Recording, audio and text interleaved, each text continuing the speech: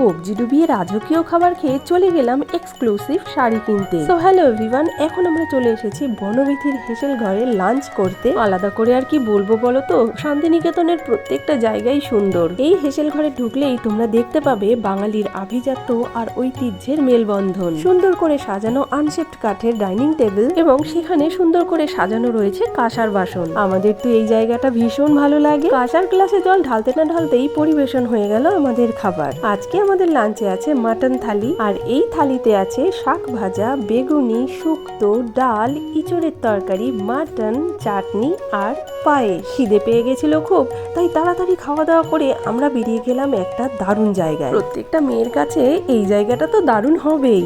এখানে রয়েছে স্টিচের এক্সক্লুসিভ সব শাড়ি এবং অন্যান্য ড্রেস মেটেরিয়াল। প্রচুর কাঁথা স্টিচের শাড়ির ভ্যারাইটি আছে, আর আছে গুজরাটি শাড়ির ভ্যারাইটি।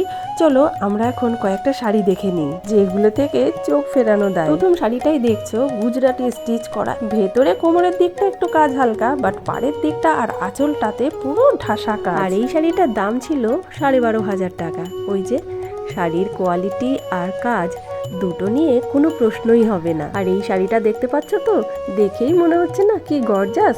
সত্যি গর্জাস। তোমরা যদি নিজে চোখে দেখতে না, তাহলে একদম মাথা ঘুরে যেত। ঘিচা সিল্কের উপরে পুরো গুজরাটি কাজ করা। আর এই শাড়িটার দাম আছে 12,600 টাকা। এবার যে শাড়িটা দেখছো, এটা মাস্টার্ড ইয়েলো কালারের তসরের ওপরে করা।